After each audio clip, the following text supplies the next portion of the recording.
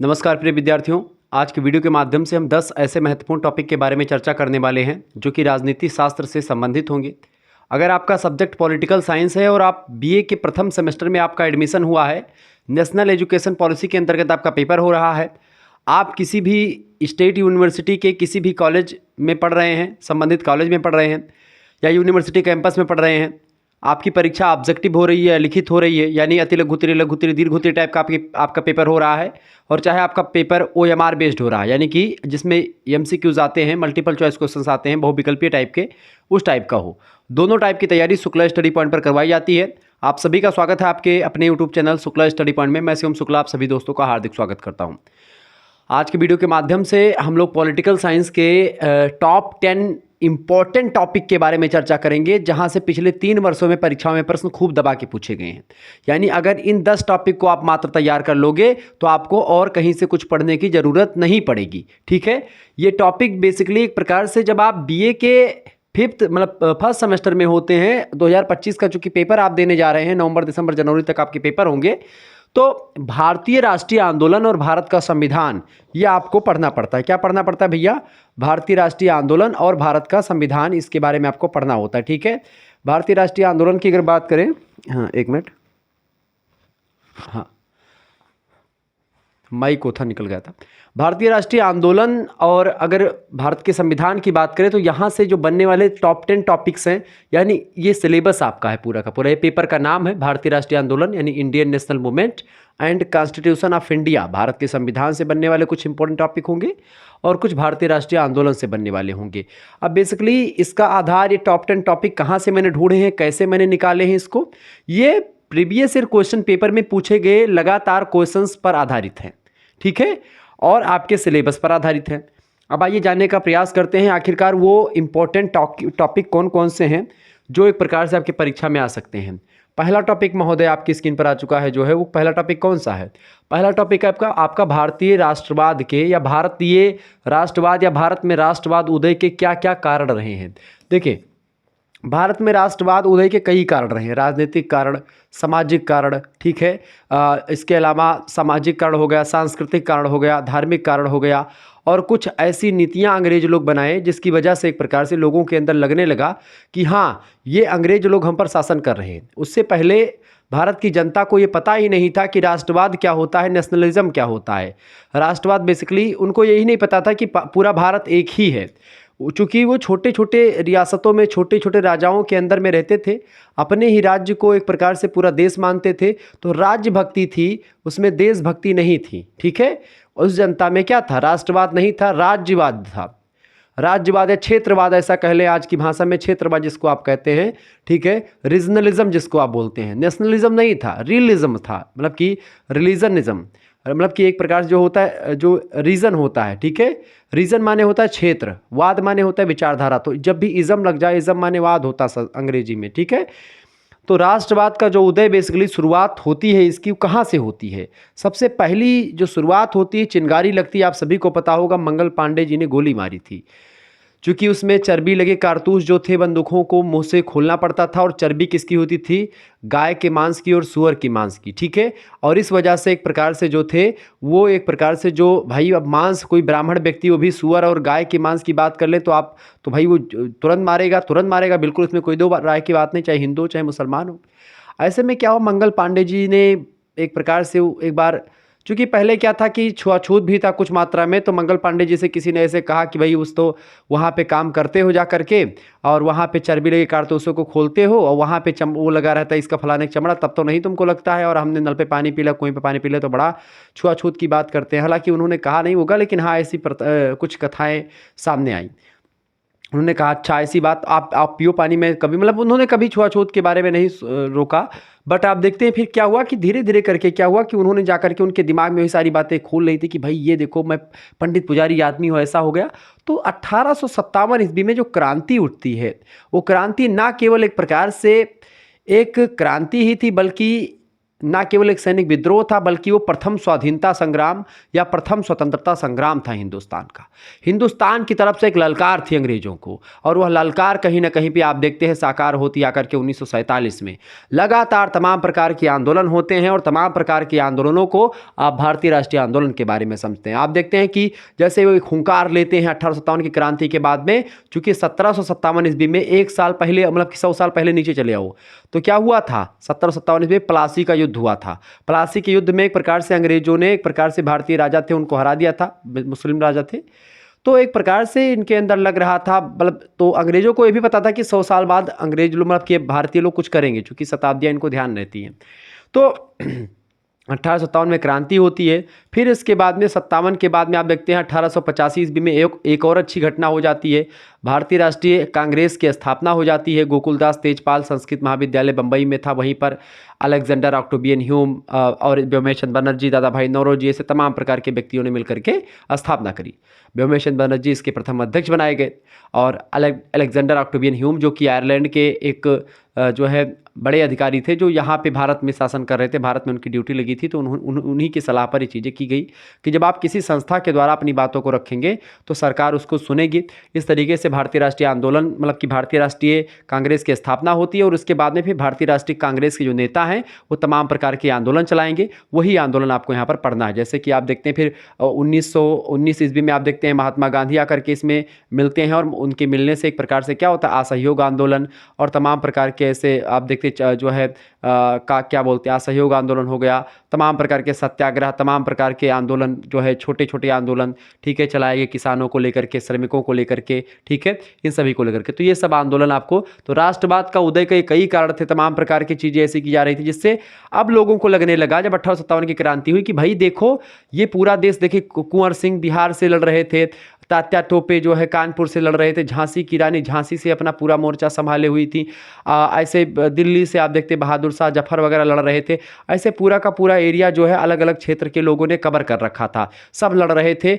बस अभाव ये था कि भाई नेतृत्व का अभाव था, कोई एक बड़ी सत्ता नहीं थी जो इन सभी को कंट्रोल करती, ठीक है। कहते हैं कि एक जो नाव का खेने वाला होता है, उसके बिना लगभग 900 जुलाहा डूब के मर जाते हैं। मतलब कि जैसे कि अगर नाव नहीं चलाना कोई जानता है तो भाई क्या होगा, डूब के मर जाएंगे व्यक्ति। तो वही हाल हुआ। तो भारत राष्ट्रवाद के उदय के कई कारण रहे। उसकी आंदोलन की क्या उत्पत्ति, आंदोलन की उत्पत्ति कैसे हुई, तो आंदोलन की उत्पत्ति भारतीय राष्ट्रीय कांग्रेस जब 1885 में स्थापना होती है। अच्छा, 1905 ईस्वी में क्या होता है, उग्रवादी आंदोलन भी आ जाता है। उग्रवादी आंदोलन मतलब कि लाल बाल पाल, लाला लाजपत राय, बाल गंगाधर तिलक और बिपिन चंद्र पाल, ये तीन नेता कांग्रेस के ही नेता थे, लेकिन एक प्रकार से इनके अंदर कांग्रेस की भिक्षावृत्ति टाइप नहीं थी, यानी कि अंग्रेजों से जाकर के भैया साहब तनी हम ये कमाओ सुन लेते हो, ऐसे नहीं, ये काम निपटाओ तो नहीं निपटाओगे तो लड़ेंगे तुमसे, आंदोलन करेंगे, इस तरीके से था।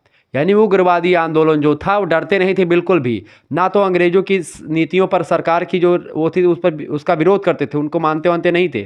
तो उग्रवाद आंदोलन 1905 में आया। फिर 1916 में जो है समझौता होता है, उसके बाद में लखनऊ में समझौता होता है, उसके बाद में फिर सब जो है नरम दल गरम दल सब इकट्ठा हो जाते हैं। फिर उसके बाद में महात्मा गांधी भी आ जाते हैं, और इस तरीके से आंदोलन को एक और चिंगारी मिलती है, ठीक है। और इस तरीके से 1942 में आप देखते हैं अगस्त क्रांति, अगस्त महीने में एक क्रांति होती है, अगस्त क्रांति के नाम से जानते हैं। फिर उसके बाद में भारत छोड़ो आंदोलन, क्विट इंडिया मूवमेंट होता है, और उसके बाद में फिर 1947 में देश छोड़ करके अंग्रेज भागते हैं। और उसके बाद में 2 साल 11 माह 18 दिन स्वतंत्रता प्राप्ति के बाद, 2 साल 11 माह 18 दिन के बाद में भारत का संविधान बन करके तैयार हुआ, और 26 जनवरी 1950 को भारत का संविधान लागू किया गया। वैसे बन गया था 24 नवंबर 1949 को, लेकिन लागू किया गया पूर्ण रूप से 26 जनवरी 1950 को। चूँकि 26 जनवरी की डेट जो थी वो इंपॉर्टेंट इसलिए थी क्योंकि 26 जनवरी 1929 या 30 के आसपास मध्य रात्रि में रावी नदी के तट पर जो है पंडित जवाहरलाल नेहरू जी ने झंडा फहराया था और प्रथम स्वाधीनता मतलब की दिवस मनाया था। या तो उसी वजह से 26 जनवरी की डेट को याद करने के लिए संविधान को पूर्ण रूप से उसी दिन लागू किया गया।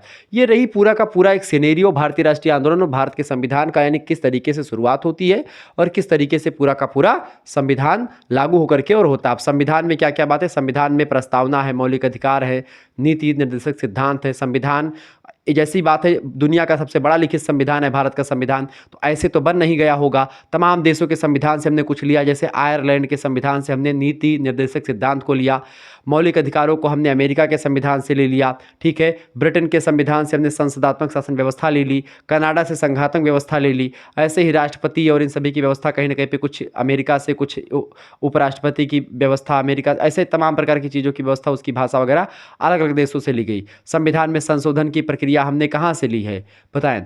संविधान संशोधन की प्रक्रिया हमने कहाँ से ली? दक्षिण अफ्रीका के संविधान से ली है। ऐसे ही आप देखते हैं मौलिक कर्तव्यों का जो हमने लिया है वो कहाँ से लिया है? वो रूस के संविधान से लिया है। ऐसे तमाम प्रकार की चीज़ें आपको मिल जाएंगी। तो तमाम देशों के संविधान को हमारे संविधान निर्माताओं ने पढ़ा और पढ़ने के बाद में फिर दुनिया का सबसे बड़ा एक लिखित संविधान तैयार किया। और जो संविधान लचीला भी है और जो संविधान अपना कठोर भी है। संविधान के कुछ भाग में आप परिवर्तन बहुत ही सरलता से कर सकते हैं, लेकिन कुछ ऐसे भाग हैं जहाँ पर परिवर्तन करने के लिए आपको बहुत पापड़ बेलने पड़ेंगे। यानी संविधान लचीला भी है और संविधान कठोर भी। लचीला मतलब कि संशोधन जल्दी हो जाएगा, लचीला इसलिए चूंकि 100 से अधिक बार संविधान में संशोधन अब तक हो चुका है। कठोर इसलिए चूंकि जीएसटी से बिल पास करने के लिए बड़ी मेहनत करनी पड़ी, 370 को हटाने के लिए बड़ी मेहनत करनी पड़ी, इस मामले में कठोर भी है। तो कहीं ना कहीं पे ये संविधान बना। ऐसे ही आप देखते हैं संविधान यूं ही नहीं बना, तमाम संशोधन हुए, तमाम प्रकार की चीज़ें हुई। मौलिक अधिकार पहले 7 थे, अब 6 मौलिक अधिकार बचे हैं। तो कहीं न संपत्ति का जो मौलिक अधिकार था वो कानूनी अधिकार हो गया, उसको हटा दिया गया।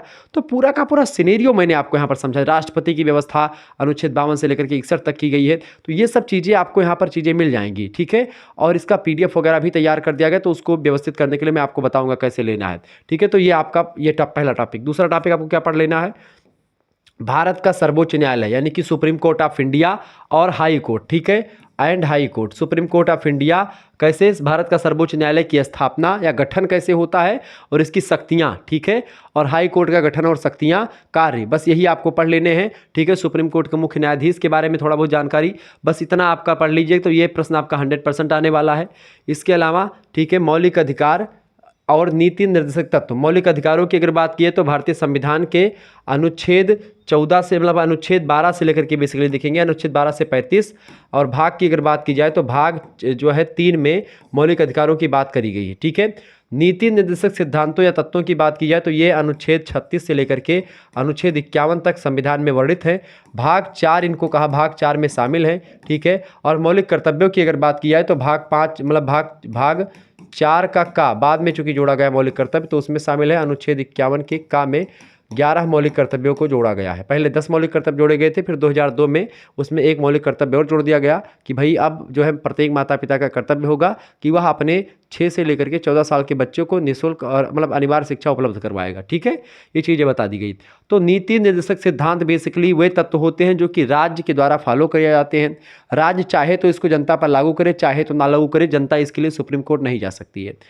लेकिन मौलिक अधिकार क्या होते हैं, इनको लागू करना एक प्रकार से, अगर मौलिक अधिकार के साथ जो है सरकार छेड़छाड़ करती है तो आप सुप्रीम कोर्ट चले जा सकते हैं, सरकार के खिलाफ आप केस कर सकते हो सुप्रीम कोर्ट तक, ठीक है।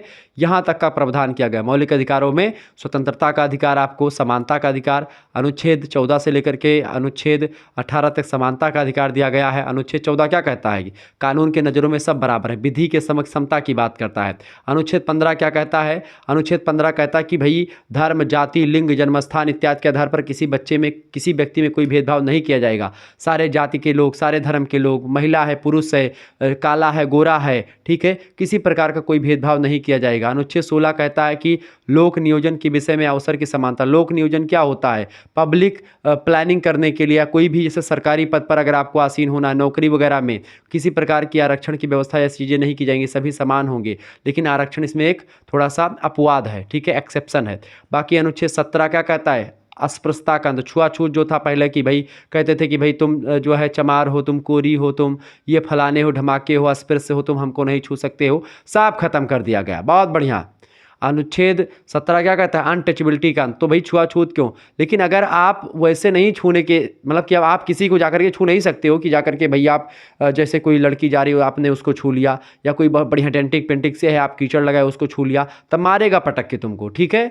ये समझ रहे हो ना? मारेगा पटक के, बिल्कुल मारेगा, मारना भी चाहिए। ऐसा नहीं कि छूने का मतलब कि ये है कि भाई अस्पृश्यता का मतलब कि वो अस्पृश्यता कि भाई जो छुआछूत टाइप के जो समाज में विद्वेष होते थे कि भाई तुम हमारी खटिया पे नहीं बैठ सकते हो, तुम हमारे कुएं पे पानी नहीं पी सकते हो, ये सब एक प्रकार से अब ये सब खत्म कर दिया गया। ठीक है, इसको लेकर कानून भी पारित हुआ। अनुच्छेद 18 कहता है उपाधि का, पहले लोग धर लेते थे उपाधि, राजा अधिराज महाराजा परम भट्टारक, ये दुनिया भर का ज्ञान, तमाम उपाधि लगा करके जो है भौकाल झाड़ते थे। सारा भौकाल टाइट कर दिया अनुच्छेद 18 ने, खत्म, भागो बट निकलो इधर से। उपाधि कोई लगा रपटा रपटा के मारेंगे सब। भारतीय संविधान कहता है कि भाई कुछ नहीं होगा, कोई उपाधि नहीं, गैर कानूनी है। उपाधि आप धारण करोगे बिना पूछे। उपाधि व्यक्ति कौन धारण कर सकता है? राष्ट्रपति अगर कोई सम्मान आपको दे रहा है तो आप उसको धारण कर सकते हो। कोई सम्मान अंतर्राष्ट्रीय राष्ट्रीय स्तर पर आपको मिल रहा है तब उसकी उपाधि आप धारण कर सकते हो। बेमतलब की उपाधि अगर आप धारण करेंगे तो आपको एक प्रकार से रौंदा जाएगा भैया। ठीक है, ध्यान रखेंगे। पहले मैं एक प्रकार से, मुझे जब शुरुआत में मैं जो है शुरू किया था, मैंने अपने नाम के आगे कुछ लगा लिया था उपाधि एक, तो मुझे फिर जब संविधान पढ़ा हमने कहा हटाओ इसको, नहीं कब पप्पल रगड़ जाए कुछ पता नहीं है। ज़्यादा उपाधि मत लगाइएगा भैया कि हम जो है दुनिया भर का ज्ञानवान, जो फेसबुक पे लोग लगाते हैं। भारतीय राष्ट्रपति के चुनाव, भारतीय राष्ट्रपति का चुनाव कैसे होता है? एकल संक्रमणीय मत पद्धति के द्वारा होता है। भारतीय राष्ट्रपति के चुनाव में क्या होता है? राष्ट्रपति के चुनाव में क्या होता है कि भारत का जो लोकसभा है, राज्यसभा है और विधानसभा विधान परिषद है, इन सभी के सदस्य जो है वो एक प्रकार से वोट देते हैं। लेकिन जो चुनाव मतलब कि जो निर्वाचित सदस्य होते हैं वही वोट देते हैं, बाकी लोग नहीं देते। मनोनीत, चूंकि 12 लोगों को मनोनीत करता है राष्ट्रपति अपने द्वारा, तो भाई जिसको उसने मनोनीत किया है तो राष्ट्रपति को वही वोट देगा, लेकिन इसीलिए उसको हटा दिया गया। राष्ट्रपति के क्या कार्य होते हैं, क्या शक्तियाँ होती हैं और राष्ट्रपति बनने की क्या योग्यता होती है भारत में? जैसे भारत का नागरिक तो होना ही चाहिए, 50 अनुमोदक 50 प्रस्तावक होने चाहिए, सारी बातें हैं। तो ये सब टॉपिक आपको तैयार कर लेना, पढ़ लेना है। ये टॉपिक आपको एक प्रकार से बेसिकली कैसे मिलेंगे, कहाँ मिलेंगे, इसके लिए एक प्रकार से आपको टेंशन नहीं लेना है। आपको ग्रुप ज्वाइन कर लेना है। मॉडल पेपर महासंग्राम रिवीजन क्लास और कुछ चैप्टर्स जो है मैं करवा चुका हूं, तो उन सभी की PDF नोट्स आपको मिल जाएंगे। मॉडल पेपर जो आने वाले समय में आएंगे वो सब इन्हीं टॉपिक से रिलेटेड होंगे, और कुछ 2-3 मॉडल पेपर मैं दिया हूं तो वो इन्हीं टॉपिक से रिलेटेड हैं। तो आपको अगर एक प्रकार से PDF ज्वाइन करना है, एक ही सब्जेक्ट का नहीं ग्रुप ज्वाइन करना है, तो सारे सब्जेक्ट के मिलेंगे। 91 61 93 60 62। आप किसी भी, आपका कोई भी सब्जेक्ट है, आप किसी भी यूनिवर्सिटी के किसी भी कॉलेज में पढ़ रहे हैं, अपना नाम भेज दीजिएगा लिख करके, अपनी यूनिवर्सिटी का नाम और आपका क्या क्या सब्जेक्ट नेम है, अपने सब्जेक्ट नेम भी भेज दीजिएगा महोदय। ठीक है, अपने क्या भेजेंगे, अपने सब्जेक्ट नेम भेज दीजिएगा। इस तरीके से अगर आप भेजेंगे तो आपको एक प्रकार से क्या किया जाएगा, आपको एक प्रकार से जो है एक स्कैनर सेंड किया जाएगा। उसी पर आपको मात्र 100 रुपीज़ जो होंगे पे कर देने होंगे। 100 रुपये एक प्रकार से अगर आप नहीं चलाते हैं कुछ ये सब गूगल पे, फ़ोन पे, तो आप किसी दुकान से, किसी साइबर कैफ़े से या किसी अपने दोस्त यार से, किसी यारी पड़ोस में जो चलाता है उससे आप सेंड करवा दीजिएगा और उसका स्क्रीनशॉट हमारे पास सेंड कर दीजिएगा। उसके बाद में आपको क्या कर दिया जाएगा, आपको ग्रुप से ऐड कर दिया जाएगा। कहाँ से? ग्रुप से, व्हाट्सएप ग्रुप से। वहाँ पर क्या होगा, सभी विषय की, एक विषय की नहीं भैया, चलें लो, सभी विषय का आपके लिए कर दिया गया इसी 100 रुपये में। कितने का? सभी विषय का। सभी विषय मतलब कि आपका 3 मेजर सब्जेक्ट हो गया। कितने भैया? 3 मेजर सब्जेक्ट। एक आपका कौन सा होता है, माइनर सब्जेक्ट, ठीक है, और एक आपका क्या होता है जो सबसे इंपॉर्टेंट कौन सा, आपका को करिकुलर, अनिवार्य पेपर भैया। को करिकुलर को लेकर के बच्चे परेशान। को करिकुलर MCQs में आता है। MCQ जो क्वेश्चन पेपर है प्रीवियस ईयर के, यानी पिछले वर्ष के क्वेश्चन पेपर विभिन्न विश्वविद्यालयों के, वो आपको मिलेंगे। मॉडल पेपर मिलेंगे, इसके तमाम सारे प्रैक्टिस सेट मिलेंगे। ये सब आपको PDF फॉर्म में मिल जाएंगे और उसके आंसर आपको वीडियोज़ लेक्चर के माध्यम से मिल जाएंगे। इसके अलावा मेजर में जो 3 सब्जेक्ट हैं, इन तीनों सब्जेक्ट की आपकी तैयारी PDF के माध्यम से हो जाएगी। PDF नोट्स मिलेंगे, वीडियो लेक्चर्स आपको मिलेंगे, सारी चीज़ आपको मिल जाएंगी। इसके साथ ही साथ एक सब्जेक्ट, सारे सब्जेक्ट की, माइनर सब्जेक्ट आपका कहीं कहीं पर ऑब्जेक्टिव होता है, कहीं कहीं पर लिखित, तो उन सभी के, यानी सभी सब्जेक्ट के आपकी ऑब्जेक्टिव लिखित, यानी कि एक प्रकार से अति लघुत्तरीय, लघुत्तरीय, दीर्घोत्तरीय का भी मॉडल पेपर महासंग्राम वीडियो और ऑब्जेक्टिव का भी महासंग्राम रिवीजन क्लास और मॉडल पेपर सब कुछ दे जा रहे हैं। तो मात्र 100 रुपीज़ में सारी व्यवस्था कर दी गई है। जिनको जुड़ना है फटाफट से जुड़ जाइएगा। आप किसी यूनिवर्सिटी के किसी भी कॉलेज में पढ़ रहे हैं, कोई मैटर नहीं करता है, ठीक है। नेशनल एजुकेशन पॉलिसी यानी कि राष्ट्रीय शिक्षा नीति के तहत अगर आपका पेपर हो रहा है तो आपको यही पढ़ना है, Indian national movement and constitution of India. तो आप फटाफट से ज्वाइन हो जाइएगा, ठीक है। जल्दी से SMS करें। बाकी सभी सब्जेक्ट का, यानी Hindi, sociology, political science, geography, history, Hindi, जो भी आपका सब्जेक्ट है, संस्कृत है, अंग्रेजी है, ठीक है, या आपको करिकुलर में आपको क्या पढ़ना है, फूड, न्यूट्रिशन एंड हाइजीन पढ़ना है, तो इन सभी का एक प्रकार से आपको एक प्रकार से मात्र 100 रुपीज़ में ही सभी सब्जेक्ट की तैयारी करवा दी जाएगी। पूरा का पूरा फर्स्ट सेमेस्टर जब तक आपका पेपर नहीं हो जाएगा तब तक आपको कंटेंट प्रोवाइड किया जाता रहेगा। और अभी जो क्लासेस हो चुकी हैं उन सभी की PDF नोट्स आपके पास सेंड कर दी जाएगी। तो फटाफट से मेरे दोस्तों जुड़ जाइएगा और जितने आप अगर जल्दी जुड़ेंगे आपका ही फ़ायदा होगा, तो जल्दी से जल्दी आप जुड़ने का प्रयास करें ताकि आपको बहुत ही बेहतर तरीके से मैं समझा पाऊँ। ठीक है, चलें अगला क्वेश्चन आपकी स्क्रीन पर आ चुका भाई, फटाफट से आप देखने का प्रयास करेंगे।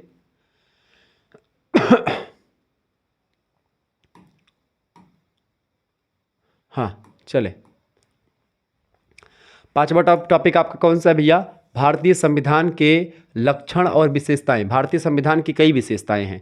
भारतीय संविधान के लक्षण और विशेषताओं को मैंने एक प्रकार से मॉडल पेपर में एक क्वेश्चंस रखा था और इसके उत्तर को भी बताया है, तो बिल्कुल परेशान होने की आपको ज़रूरत नहीं है। इन सभी क्वेश्चंस को कहीं ना कहीं पे मैं मॉडल पेपर के माध्यम से, महासंग्राम रिवीजन के माध्यम से इन 10 टॉपिक को कवर करने का प्रयास कर दूंगा। ठीक है, तो टेंशन नहीं लेना, इन 10 टॉपिक को आपको नोट डाउन कर लेना है। ठीक है, भारतीय संविधान के लक्षण और विशेषताओं को आपको पढ़ना है। इसके अलावा आपका अगला टॉपिक कौन सा इंपॉर्टेंट है? भारतीय राष्ट्रीय कांग्रेस और 1857 की क्रांति। चूंकि भारतीय राष्ट्रीय कांग्रेस की स्थापना 1885 में हुई थी, मैंने आपको बताया था कब हुई थी, 1885 में भारतीय राष्ट्रीय कांग्रेस की स्थापना हुई थी। 1857 ईस्वी में क्रांति हुई थी, तो 1857 की क्रांति का कारण क्या था, उसका परिणाम क्या निकला। ठीक है, और 1857 की क्रांति क्यों विफल रही, इसके क्या कारण थे, इसको सब कुछ मैं आपको समझा करके बताया हूँ। ठीक है, आप चैप्टर नंबर 1 देख लीजिएगा। भारतीय राष्ट्रीय कांग्रेस के बारे में भी मैंने आपको विस्तार से चीज़ें समझा रखी हैं। भारतीय राष्ट्रीय कांग्रेस का उदय, तो ये सब चैप्टर वाइज वीडियो में भी मिल जाएगा आपको, कुछ चैप्टर वाइज करवाएं तो उसमें मैंने ये चीज़ें करवाई हैं। ठीक है, तो ये सब आपको मिलते रहेंगे। इसके अलावा अगला टॉपिक आपका है केंद्र राज्य संबंध, यानी कि केंद्र राज्य संबंध जो होता है, जिसमें आपका जैसे राज्य और केंद्र के बीच में क्या संबंध है भारत में, इसको समझ लेना है। राज्य सूची, केंद्र सूची और समवर्ती सूची के बारे में आपको जान लेना है। ठीक है, ये टॉपिक आपका इंपॉर्टेंट है। इसके अलावा अगला टॉपिक है प्रधानमंत्री और मुख्यमंत्री का एक प्रकार से जो है प्रधानमंत्री और मुख्यमंत्री की विशेषताएं, प्रधानमंत्री और मुख्यमंत्री बनने की योग्यताएं और इनके कार्य और शक्तियां आपको ये पढ़ लेना है। मुख्यमंत्री जो कि मतलब कि राज्य के मुख्यमंत्री होते हैं राज्य में, और प्रधानमंत्री कहाँ होते हैं, स्टेट में होते हैं। ठीक है, प्रधानमंत्री कैसे बनते हैं, जैसे मोदी जी प्रधानमंत्री इस समय और योगी जी कौन है, मुख्यमंत्री हैं। ठीक है, चले अगला है लोकसभा और राज्यसभा के बारे में बताएं। लोकसभा और राज्यसभा क्या है, संसद के 2 अंग हैं। लोकसभा में कौन से सांसद बैठते हैं, जो हम आप चुनते हैं। राज्यसभा में जो हम लोग अप्रत्यक्ष रूप से चुनते हैं वो सांसद बैठते हैं। जैसे सुधांशु त्रिवेदी का नाम आप लोगों ने सुना होगा, वो राज्यसभा के सांसद हैं। ठीक है, राज्यसभा का जो सभापति होता है कौन होता है, जो उपराष्ट्रपति होता है भारत का, वही राज्यसभा का पदेन सभापति होता है। ठीक है, और लोकसभा का अध्यक्ष कौन होता है, लोकसभा अध्यक्ष जो होता है स्पीकर, जैसे ओम बिरला जी, आपने नाम सुना होगा। तो लोकसभा और राज्यसभा की विशेषताएं, राज्यसभा और लोकसभा की शक्तियां, ये आपको पढ़ लेनी है। लोकसभा अध्यक्ष के बारे में प्रश्न पूछा था, तो इनके बारे में पढ़ लीजिएगा। ठीक है, अगला आपका टॉपिक है उग्रवादी आंदोलन और भारत छोड़ो आंदोलन। भारत छोड़ो आंदोलन कब हुआ था, 1942 में हुआ था। ये बहुत महत्वपूर्ण है, तो इसको पूरा विस्तार से पढ़ लीजिएगा। अगस्त क्रांति के नाम से भी जानते हैं इसको, चूंकि अगस्त महीने 1942 में हुआ था। उग्रवादी राष्ट्रीय आंदोलन आप देखते हैं 1905 से शुरू हुआ, चूंकि आप देखते हैं इसमें लाल बाल पाल, लाला लाजपत राय, बाल गंगाधर तिलक और विपिन चंद्र पाल जैसे नेता लोग आए, और यहाँ पर एक प्रकार से आप देखते हैं इन लोगों ने खुला विरोध किया। उग्रवादी विरोध मतलब कि एक प्रकार से कोई डर के नहीं, कोई एक प्रकार से दब के नहीं, एकदम से खुले मंच पर करके विरोध करते थे, अंग्रेजों का डट करके सामना करते थे। तो इस तरीके से ये सारे टॉपिक आपको तैयार कर लेने हैं। मात्र इतना टॉपिक अगर आप कवर कर लेंगे, निश्चित तौर पर आपसे कुछ एग्जाम में और इससे बाहर नहीं आने वाला है। तो जो छात्राएं एक प्रकार से हमको पहली बार देख रहे हैं, उनको बता दूं कि मैं पिछले 7 वर्षों से आपको पढ़ा रहा हूं बीए के क्षेत्र में, और अनुभव एक प्रकार से आपके पेपर का मुझे है, क्योंकि मैं लगातार आपके लिए मेहनत किया हूं। ठीक है, ध्यान रखेंगे। मिलते हैं फिर नेक्स्ट वीडियो में, तब तक के लिए जय हिंद, जय भारत। आप सभी का बहुत बहुत धन्यवाद। आप लोग कोर्स में ज्वाइन हो जाएं, ताकि एक प्रकार से आपको पीडीएफ वगैरह इन सभी की मिल जाए, सभी सब्जेक्ट की मिल जाएगी, फूड न्यूट्रिशन एंड हाइजीन की भी मिल जाएगी। ठीक है, ध्यान रखिएगा। मिलते हैं फिर नेक्स्ट वीडियो में, तब तक के लिए जय हिंद, जय भारत। आप सभी का बहुत बहुत धन्यवाद।